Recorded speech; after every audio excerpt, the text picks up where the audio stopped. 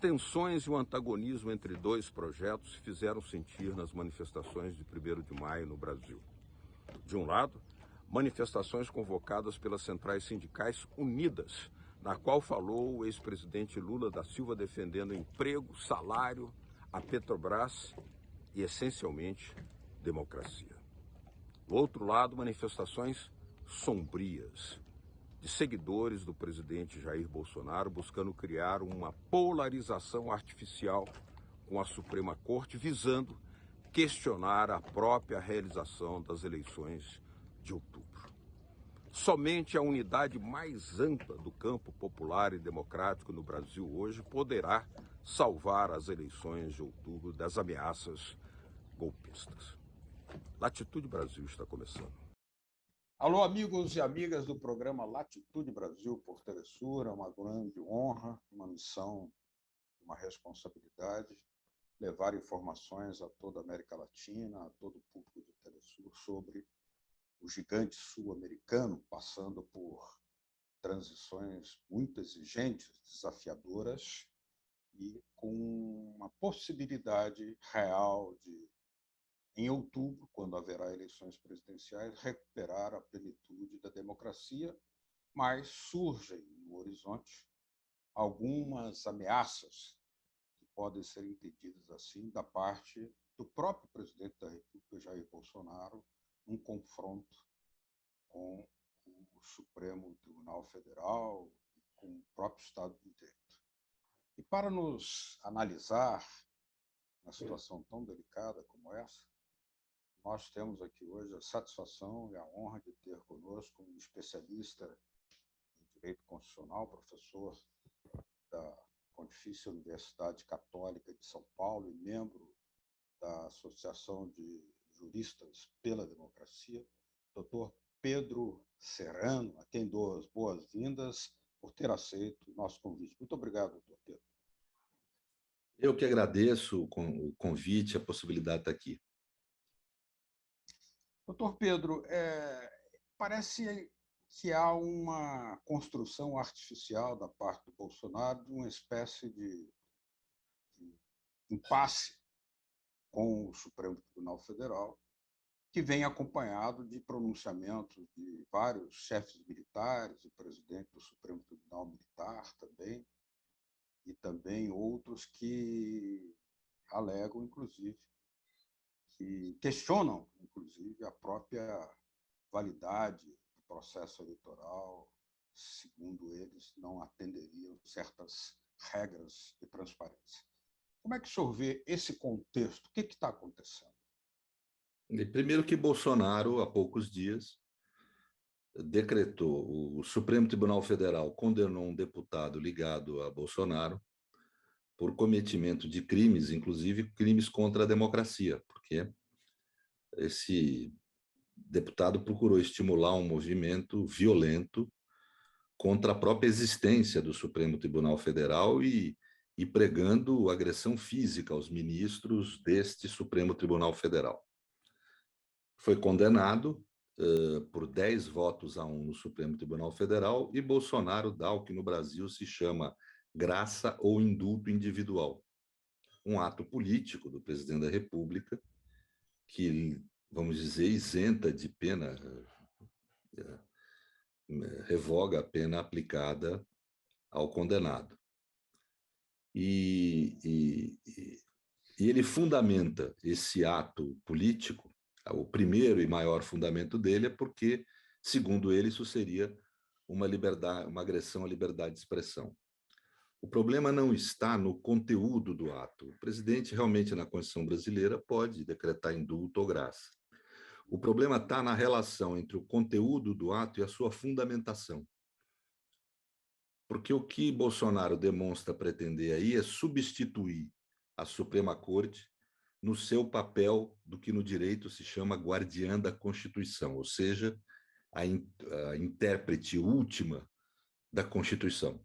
Bolsonaro pretende chamar para si o papel de intérprete último da Constituição numa conduta que, vamos dizer, pode ser caracterizada como excesso ou desvio de poder por parte dele, Isso não é novo na história do autoritarismo na modernidade, não é novo.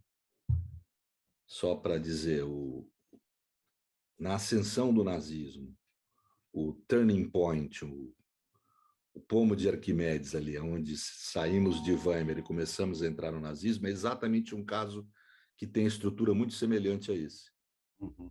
Né? O governo central da Alemanha, que possuía como líder, digamos, um chanceler extremamente simpático ao nazismo, que era Papen, né? Uhum. E Papen resolve se utilizar do artigo 48 da Constituição de Weimar para decretar emergência no estado da Prússia, porque em Hamburgo houve mesmo conflitos entre grupos de trabalhadores, inclusive lideranças comunistas, contra, vamos dizer, as chamadas SAs nazistas, ou seja, aquelas tropas uniformizadas nazistas ligadas ao Partido Nazista. O Estado da Prússia vai ao Tribunal de Estado na época, ao Tribunal Alemão, e alega que é inconstitucional a medida. E solicita que o judiciário, porque, dentre outras razões, alega que ele tinha condição de manter a segurança, né? No fundo, por trás disso, está o fato de que ali, no estado da Prússia, se concentravam as principais resistências ao nazismo, né? Ou seja, era uma forma de intimidar essas resistências. E o tribunal alemão, com medo de eventuais condutas, acaba, pelo fato também da Prússia ser governada pela social-democracia, e queria extinguir a social-democracia, né? Acaba, vamos dizer, o tribunal fazendo essa concessão ao autoritarismo e determinando que ele não deveria sindicar, que ele não deveria apreciar as razões de um ato político. Com isso, o tribunal acaba transferindo a sua função de guardião da Constituição para o chefe do executivo. Bem, isso, em vez de significar um recuo nos nazistas e fascistas, nazismo e fascismo agem assim, eles vão avançando. Se eles não sofrerem um muro que os contenha, eles vão sempre avançando. Isso leva a fortalecer imensamente o nazismo. 3 meses depois, Hitler é nomeado chanceler. 1 ano depois, ele usa o mesmo artigo 48, a mesma estrutura que depois Bernhard Ritters vai chamar de degeneração do direito, essa mesma estrutura de usar um ato político para poder se colocar como guardião final da Constituição, como intérprete final da Constituição. Ele, depois do fogo no Reichstag, estabelece o estado de exceção através de uma lei, inclusive aprovada pelo parlamento na época, e estabelece o estado de exceção, e com isso ele passa a estabelecer a ditadura hitlerista. Né? Há um paralelo possível com o que Bolsonaro está buscando fazer aqui? O paralelo instrumental é evidente, né? É um mecanismo de degeneração do direito, em que se instrumentaliza o direito para fins ideológicos. No caso, Bolsonaro declara isso, ele declara que está decretando o indulto a Daniel Silveira por conta de... Está colocado isso na fundamentação por conta da interpretação dele do que deva ser a liberdade de expressão. Ou seja, ele quer realmente substituir o Supremo Tribunal Federal no seu papel de intérprete da Constituição. É estruturalmente o mesmo debate que houve na ascensão do nazismo. Um ato político, aqui agora o ato de indulto, no passado o ato de declaração de emergência no estado da Prússia e depois o estado de exceção a nível federal, mas de qualquer forma sempre um ato político do chefe do executivo que o coloca no papel de guardião da Constituição que deveria caber ao tribunal. Isso já estava na teoria de um grande jurista nazista chamado Carl Schmitt, que pleiteava a ideia de que o chefe do executivo deveria ser o guardião da Constituição, no que ele foi contestado por outro jurista austríaco, Hans Kelsen, que dizia que não, que deveria caber ao tribunal o papel de guardião da Constituição. O que Bolsonaro está fazendo é utilizar de uma técnica de Estado própria do nazismo. Mas nós estamos em meio a um processo eleitoral. Daqui a pouco começa a campanha Mas é que isso que tem a função. Deixa eu tentar explicar para as pessoas que estão Sim. nos vendo qual que é a função primária disso. A função primeira é desacreditar e desgastar a justiça. Por quê? Porque a eleição no Brasil, acho que em qualquer lugar do mundo, mas em especial no Brasil, é comandada pelo sistema de justiça, pelos tribunais, pelo TSE. O Tribunal Superior Eleitoral do Brasil é presidido por um ministro da Suprema Corte. Então, desmoralizando a Suprema Corte, há uma desmoralização do TSE como gestor da eleição. Em suma, uma tentativa de agredir o STF para atingir a eleição.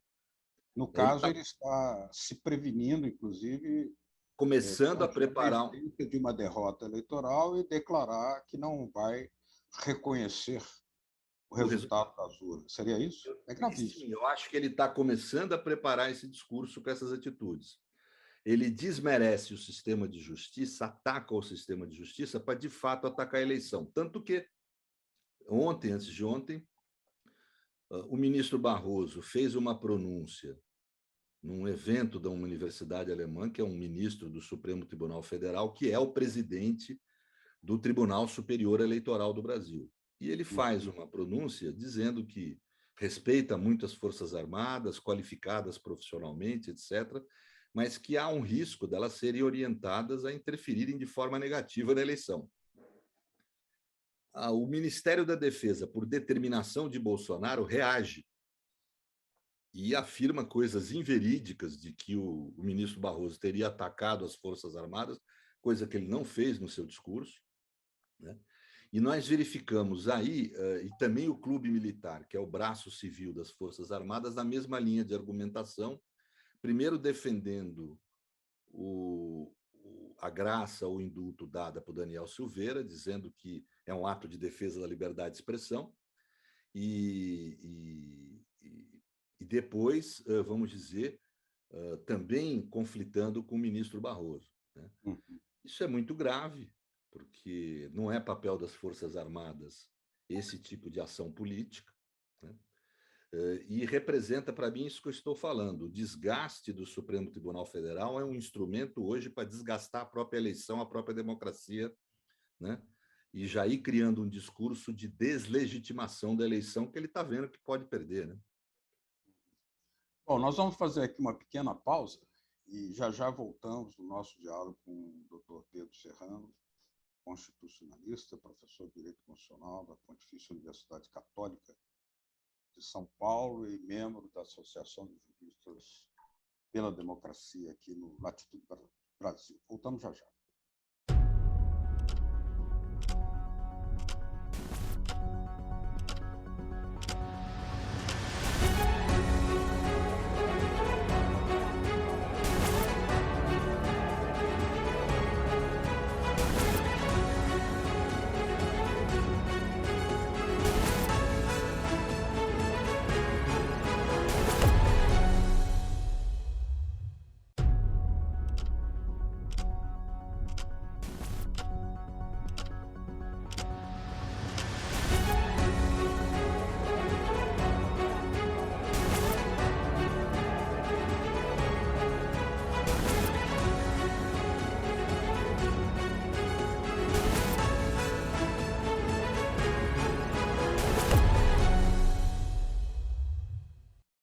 Estamos conversando hoje com o Dr. Pedro Serrano, professor de Direito Constitucional da Pontifícia Universidade Católica de São Paulo e membro da Associação de Juristas pela Democracia. A gravidade dos pronunciamentos militares nos últimos dias é tão evidente, mas elas também se somam a essas alocuções, uma visita inesperada, que é da subsecretária de Assuntos Políticos dos Estados Unidos, que chegou hoje ao Brasil para um diálogo de alto nível, Brasil e Estados Unidos, Victoria Nuland, exatamente aquela organizadora do golpe na Praça Maidan, em 2014. Ela vem acompanhada do subsecretário de Meio Ambiente, Crescimento e Energia, sendo o Brasil um grande produtor de petróleo. Somado a esses pronunciamentos e essa tentativa de criar um cabo de guerra, muitas vezes artificial, Não é um panorama um pouco sombrio, doutor Oceano, que estamos vivendo? Sem dúvida alguma, é muito sombrio.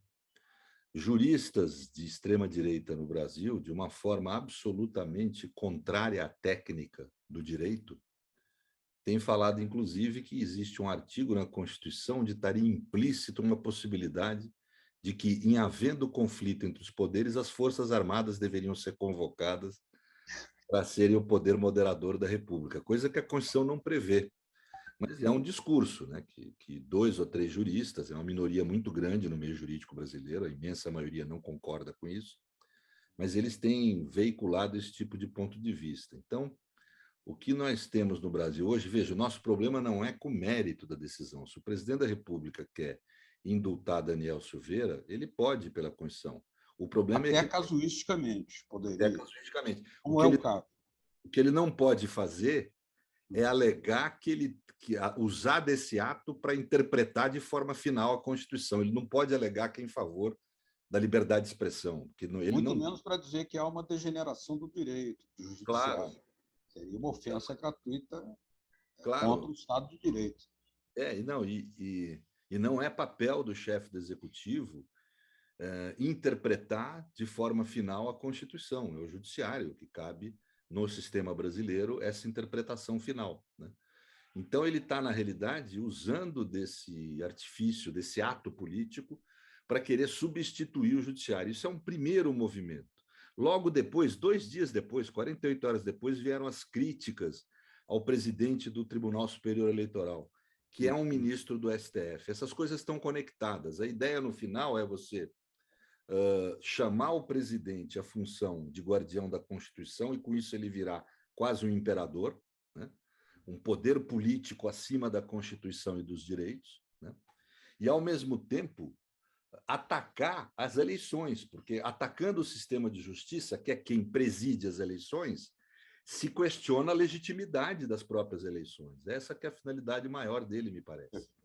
Como é que o senhor vê aquela declaração de Bolsonaro, muito enfática, dizendo que não acatará o resultado eleitoral se não houver uma contagem que ele chama de limpa dos votos e não pelo sistema atual?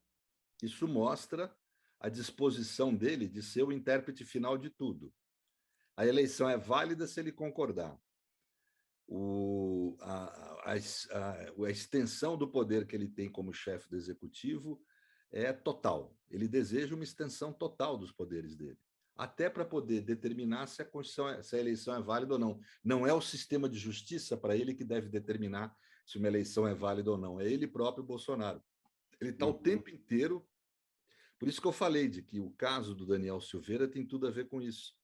Porque nesse indulto, ele está chamando a si o papel de intérprete final da Constituição, né? E ele quer fazer isso em relação às eleições. As eleições só serem válidas se ele for eleito ou se eles legitimá-las. Quer dizer, quem tem que legitimar a eleição é ele, e não o sistema judicial brasileiro. Isso é muito menos o eleitor, né? Muito menos o eleitor. Então, isso é absolutamente incompatível com a nossa Constituição. É absoluto. As eleições brasileiras são limpas, isso é inegável. Elas são acompanhadas por autoridades internacionais. Existem muitos mecanismos de auditagem, né? Uma eleição, inclusive, um modo de eleger eficiente, né? Então, não tem sentido esse tipo de crítica, mas veja como é insidioso. Ele começa desgastando o Supremo para desgastar a justiça eleitoral e tentar questionar a eleição. Essa escalada de ameaças, que é muito assustador do ponto de vista democrático, qual deve ser o papel das forças progressistas, democráticas, não apenas dos juristas pela democracia, mas de toda a população que preserva o mandato popular através do voto das eleições diretas do Brasil? Qual é o nosso papel nesse caso?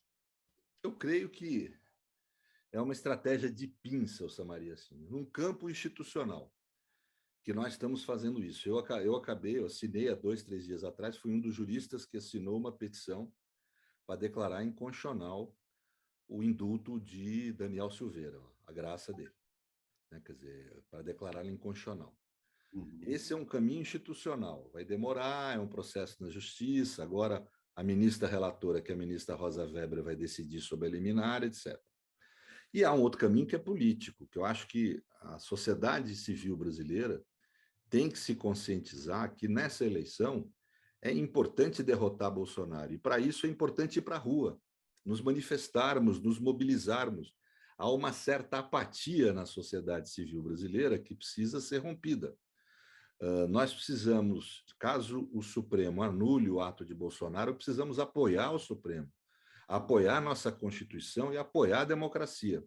E mostrar para Bolsonaro que ele não pode avançar sobre os valores democráticos. Um muro que tem que ser criado para ele e falar: daqui você não passa, não passará. Né? Então, esse é o papel da sociedade brasileira, acho que hoje, se mobilizar para conquistar, para garantir um mínimo de democracia no nosso país. Para diante dessa apatia, dessa dificuldade de mobilização que nós temos presenciado, não apenas a pandemia, agora já superada em boa medida, né? Parece que não está claro ainda para o conjunto das forças progressistas o risco enorme que a democracia está correndo no Brasil. Esse risco é real, não? Ele é real, tanto que ele leva o candidato presidente Lula a fazer uma aliança ao centro para poder tentar criar uma frente democrática de resistência e derrota do fascismo, uma frente democrática em defesa da democracia e da Constituição. Eu aqui na minha casa recebi, ano passado, o presidente Lula para um jantar e agora, há poucos dias, o candidato à vice-presidência Geraldo Alckmin, que é um homem de centro, né, foi governador de São Paulo, nesse espírito que nós, juristas, estamos querendo, progressistas, estamos querendo imprimir, que é o espírito da construção de uma frente ampla sob liderança de Lula para poder, vamos dizer, garantir a nossa democracia e Constituição. Não é mais a situação quando Lula foi eleito em 2002, em que se disputava com os liberais a presidência da República. Não, hoje a disputa no Brasil é da civilização contra a barbárie. Nós, infelizmente, regredimos como sociedade, como país e como institucionalidade. Hoje nós precisamos defender a civilização contra essa pulsão bárbara que Bolsonaro tem, né? Golpista, violenta, etc. O senhor acredita que aquelas dificuldades iniciais que foram registradas em relação à aliança que Lula está fazendo mais ao centro, ao setor mais conservador, já estão suficientemente ultrapassadas, ou seja, já há o convencimento de que é preciso alargar o campo de uma defesa veemente da democracia por causa dos perigos que esses pronunciamentos de Bolsonaro e de chefes militares representam? Infelizmente, não integralmente, porque nós ainda temos, bem, há um pedaço da esquerda, pequeno, é verdade, mas que ainda se coloca numa posição que eu diria um pouco infantil, radicalizada, como se não houvesse fascismo no Brasil e como se a gente estivesse enfrentando pura e simplesmente o liberalismo e que se Bolsonaro, no fundo, não dando muito relevo para o fato de se Bolsonaro ganhar a eleição, que é algo trágico para o país, né? Então, esse radicalismo infantil tem que ser absorvido, vamos dizer assim, são companheiros, gente importante, mas que precisam se alinhar nessa lógica da frente ampla. E o pior é que existem candidatos de centro-esquerda, como Ciro Gomes, que ainda insistem em ser candidato, né? Embora que se eles não fossem, se Ciro Gomes não fosse candidato, provavelmente Lula seria eleito no primeiro turno, né? Então, existe ainda esse tipo de dificuldade, mas a gente tem esperança que isso vai ser superado nos próximos meses, que nós vamos conseguir, durante o processo eleitoral, ampliar a frente e levar Lula à presidência da República. Hoje, no Brasil, não há alternativa. A alternativa de manutenção da democracia e da Constituição tem nome, esse nome é Lula. E o senhor não disse nada, nem manifestou preocupação sobre a presença da Vitória Luna no Brasil, que é uma pessoa uma personalidade um pouco sinistra, né? Pelo que se fez. Na realidade, isso não começa agora.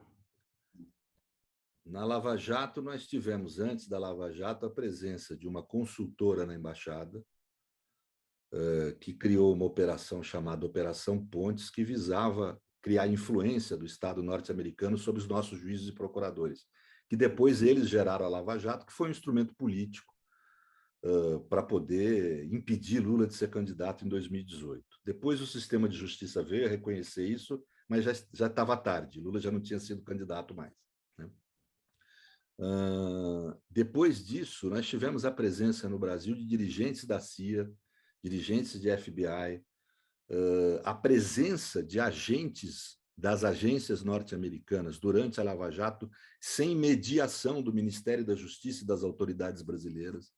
Ou seja, a realidade é que desde que houve o chamado golpe de 2016 contra Dilma,